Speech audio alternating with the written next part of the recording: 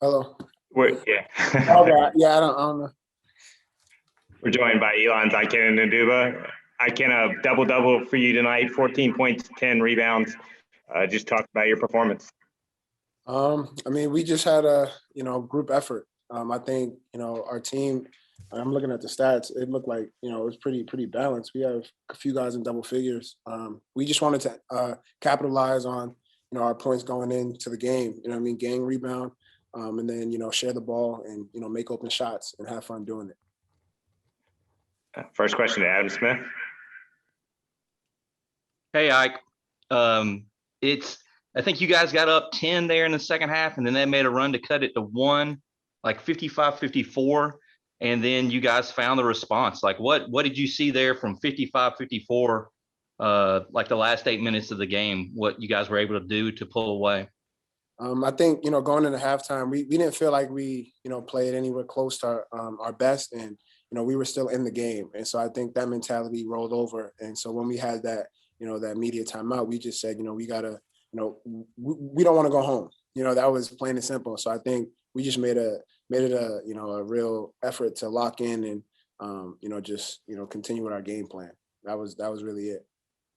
What did you make of the rebounding you guys had? I think it was like 21-3 and second chance points or something. I mean, the way we were able to keep some of the balls alive and then some dagger threes on the, the second chance points. Like, what did you think of you guys' effort on the glass? It was great. Chuck and Simon, like it takes a lot of energy to do that. And those guys, aren't, they're not, like, as you can see, Hofstra had guys who were probably a lot bigger.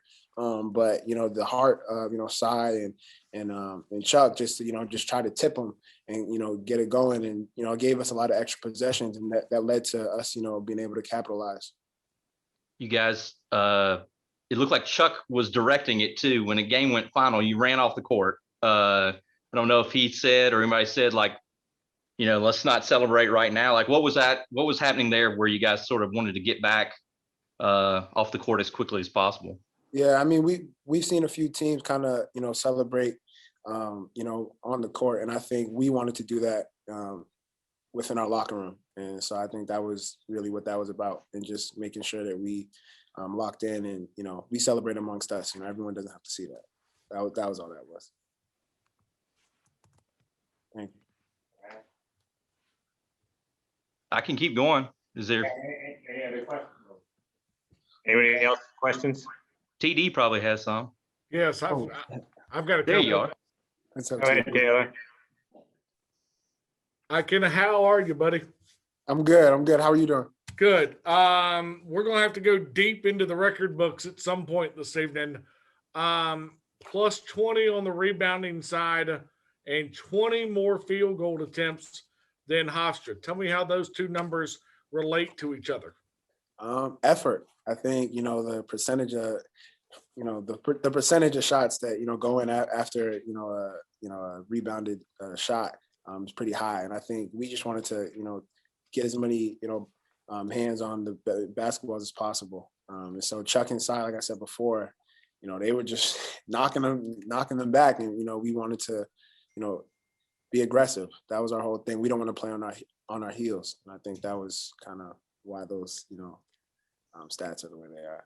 Coach has talked a little bit this year about the run that a senior can get on, especially the final month of the regular season and the postseason, and saw it last year with some of the work of a guy like Marcus Sheffield, and you're kind of in that boat now, being the grad student as well as Simon in his senior year. What is it about the month of February and March for a guy that's maybe making the last go round? I don't know. I think there's a lot of memories that flash before your eyes when it could be your last college game, and so I think you just want to maximize your your time. But also, I don't think the thing about our team is that nothing's really changed from the beginning till now. Like, we've kept the same process when we were on a losing streak, as we've kept the energy, the positivity, and that's really what I think helps seniors like me and Simon to be able to, put our best foot forward right now. Perfect. Thanks, Ike. Thank you. Next question to Max Conaway. Go ahead, Max. Hey, Ike. Just a quick question about Darius Burford. He's been huge with some monster scoring games during this 7-game streak. Knowing you're a newcomer to Elon just as he is, but what have you seen in his growth as a freshman this year?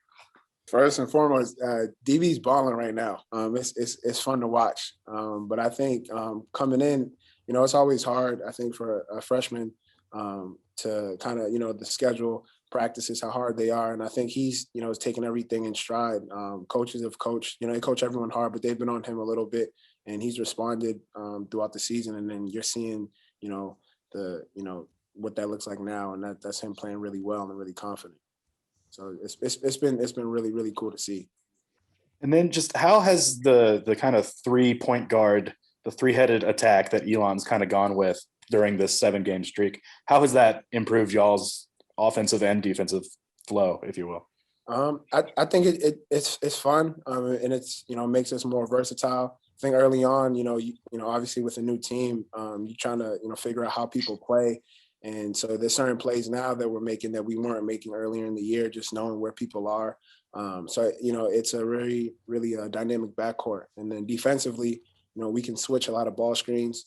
We can kind of, switch anything. And we have, a lot of tough guards. So I think it just makes it more fun to play. Follow up, Al? Thank you, Rob. Appreciate that. Don't want to hog it.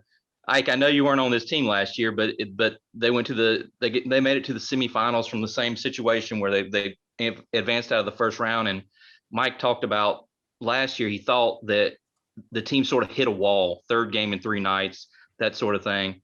To me, it looked like the energy was there tonight. What did you think about you guys' energy, and how did I thought you guys were quicker to the ball. Like, how do you think you found that energy to bring the effort that you did? It's personally, I think it's a deeper, thing, but I think just the way we operate here, like from Cam, our strength coach, to the coaching staff, like it's ran similarly to kind of like a professional team. I think like, Shaggy's really aware of like, guys put a lot of time in, and guys are tired sometimes, and he wants us to get rest. And so I think how he, structures the film sessions, and then Cam, we have, recovery sessions in the hotel. That helps a lot, and I think that's what led to us kind of, being, looking like we had a pep in our step. Teams get hot in February and March. They call them teams of destiny. Are you ready to pronounce the Phoenix a team of destiny here? Yeah, I mean, we just want to win. That's it. We just want to get a win tomorrow. That's it. Anything else, Brian? All right, thanks. Now joined by Elon head coach Mike Schrage. And Mike, the first ever number 8 seed to play in the CAA championship game. Talk about what went so well for you tonight. Yeah, I don't see us as a typical 8 seed. I said it the other day. It's a unique year, right? Everybody played everybody. There's a different amount of games, so it's great. But just believe in our group. We've been able to get in a rhythm. Ikenna just got done talking, so it just brings to mind, like, again, the job he did tonight on Jalen Ray, the job he did yesterday on Vado Morse. They may have scored some points, but they took a lot of shots to get there. I think he was a huge omission on the all defensive team. But again, it's a year where, you don't play everybody. All conferences sometimes easier to pick than all defense, right? So I would pick our defensive growth this year has been a large part to him. And I do think he was a big omission from that team. And just our growth has been his growth, a lot of guys' growth, but his growth, especially his comfortability in our program. But just proud of our team. The first thing I do want to mention is, obviously continued thoughts and prayers for Coach Mihalik, who I think the world of. They beat us really good twice last year. And he really kind of took me under his wing right away. Our first conference meetings, I sat right next to him and really supported me as a new coach in this league, a new head coach in general. He's a funny guy too. He got me laughing. He got me comfortable. And I think the world of him. And obviously I think Mike has done an amazing job this year trying to fill those shoes, and obviously the Hofstra team in general. So they're another team that came off a pause. That's tough. That's tough. We've lived it ourselves, and we're just lucky to live another day and have a rhythm like we do. Taylor Durham, go ahead, Taylor. Coach, 5 5 in double figures. You and I don't talk a great deal about the offensive balance that's been prevalent throughout the year, but what pleased you the most on the offensive side? Just making the right play. You know, the zone, we hadn't seen hardly any zone this year. We prepared like for 5 different games this year to see heavy dose of zone, and then the team wouldn't play it. And I was a little worried playing Hofstra just because you got 1 day prep. We hadn't seen a lot of zone. You know, it's kind of tough, but at the end of the day, we kind of opened it up, and our guards were guards, our guys were guys, and they're getting the lane and making the right play. And whether it be Darius Burford, whether it be Ikenna, Hunter McIntosh, like I was most proud of our guys. There are 2 responses when Hofstra made their runs. First of all, at the start of the second half, you could tell they had a lot of pride and tried to jump us, and we didn't call a timeout, and our guys responded and kind of turned it back. Then when they cut to 1, we did call a timeout. Hunter McIntosh came out of that timeout and hit an incredibly important shot and tough shot. That shot counted so much more than 3 points they hit at the top of the key. Yeah. But no, I mean, you know, early in the year, we're often having one guy in double figures. So it just shows growth by our guys. It shows that they've been able to get in a rhythm, get more comfortable. And we believe in all our guys. And that's why we're winning is we're defending at a high level, and guys have grown their offensive games, their comfortability on that end as well. How important was it in the first half to get the looks that you got in the middle of the zone? I'm thinking about Simon on about a 17-footer, and then Hunter Woods from the free throw line. Yeah, they give you the high post in their zone as active as it is, and that can be a tough shot. That's a shot like when we play zone, like sometimes you're playing personnel there, but it's a tough shot. It's a 2, it's a tough shot. Simon Wright and Hunter Woods, that's a really comfortable shot for them. And Hunter McIntosh hit 1 too. Obviously, Hunter can hit any shot, but we told Hunter Woods and Simon, like, be ready to catch and face and shoot that, because we've seen him do it over and over again in practice. But no, we want to make a big point of emphasis with the high post. In the second half, I think we just kind of opened up the floor, and that's when our guards were driving. Everybody was kind of driving like we did yesterday, Grant against man with James Madison. You and I have talked a lot about the offensive exploits of Darius Burford, and obviously named to the all-rookie team earlier this week. But I look at the stat line, and I know the thing that jumps out to you, 34 minutes, 6 assists, no turnovers. No doubt. No turnovers, 6 assists. He's been passing the ball, making plays, not just to score, but for his teammates. I just talked to him and said, I bet that's a career high. I bet you didn't have 6 assists in a game in Chicago, Illinois. But yeah, proud of them. Guys are just enjoying playing together and making the right play. We just really emphasize, we don't overcoach them on that end of the floor. Like, play together, compete together, continue to make the right play. That's ingrained in my mind from a guy like Chris Holtman. I was around for a few years. Like, continue to make the right play, and they've embraced it. We formed more weapons on the offensive end besides Hunter McIntosh, and Hunter McIntosh has valued that. All of our guys have valued it. Like, hey, we don't have to feel pressure to score because we can make plays for each other, and we got a lot of guys who can kind of get downhill and generate some offense for us. As always, Coach, thank you. Yep, thanks, Steve. Adam, go ahead. They don't share the ball in Chicago, Coach? They do, but he's scoring a lot of buckets now. He's scoring even more there. So You talked last year about the third game in 3 nights, coming out of the first round and maybe hitting a wall, maybe running up against it energy wise. Where did you find the energy tonight? Because you guys seem quicker to the ball. You know, you seem to be, the fresher team and the hungrier team. Like, where'd you find the energy? I think the last 7 weeks together, helped. The benefit we had of finally having a rhythm, living and learning from last year. We did talk a little bit about last year and the fact that, hey, we got off to a bad start against a great team in Northeastern. We never were able to recover. So we always have this growth mindset, right? And we talked about, hey, growing. Hofstra had our number last year, and it's a different team, but some of the same guys. Like, let's make a step against them. Let's make a step against the zone. We haven't seen zone hardly at all this year. But also, let's make a step in learning from last year. This third game in 3 nights, and this is kind of the one. I think if you're going to play 4 games, this is the one. This is the pivotal one. I think adrenaline kicks in hopefully tomorrow.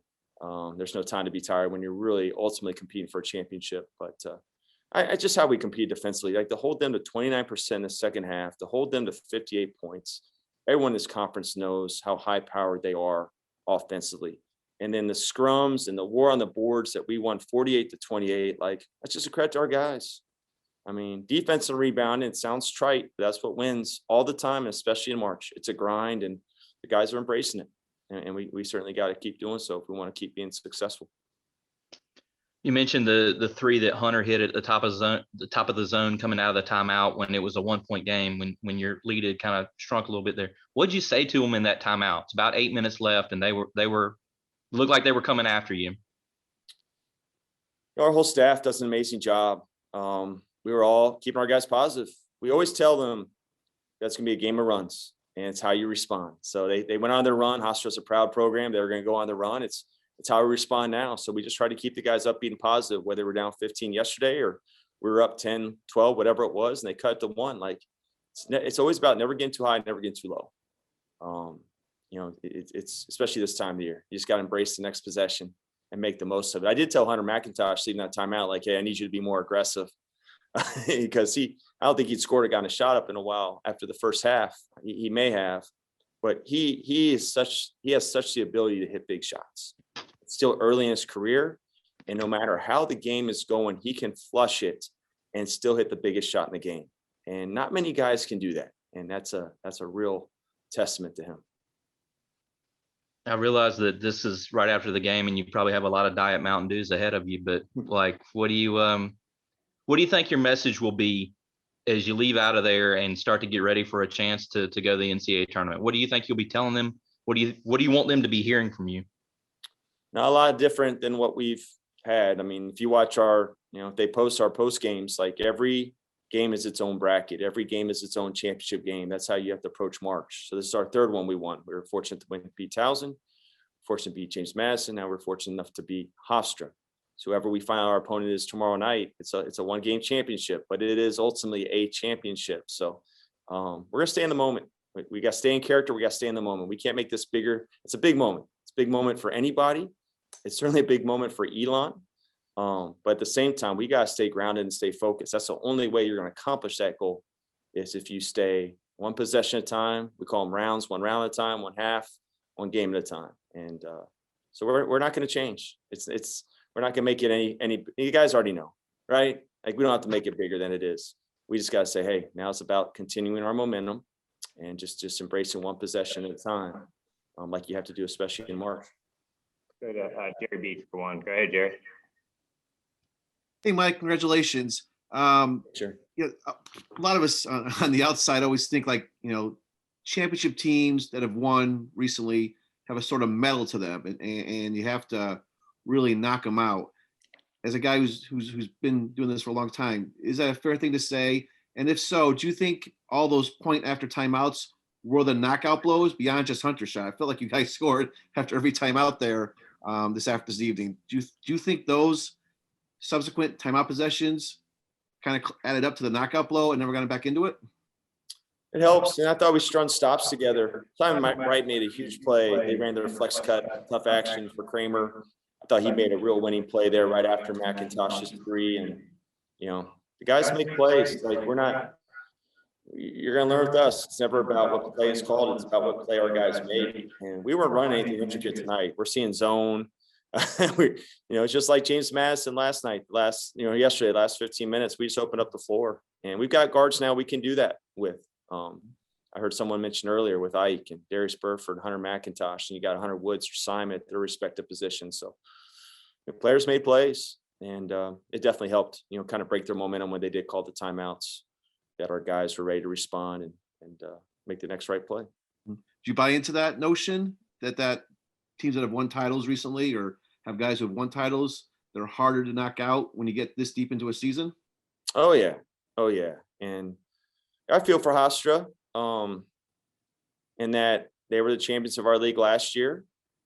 And as successful as coach had been and the program had been, they had not been able to experience the NCAA tournament.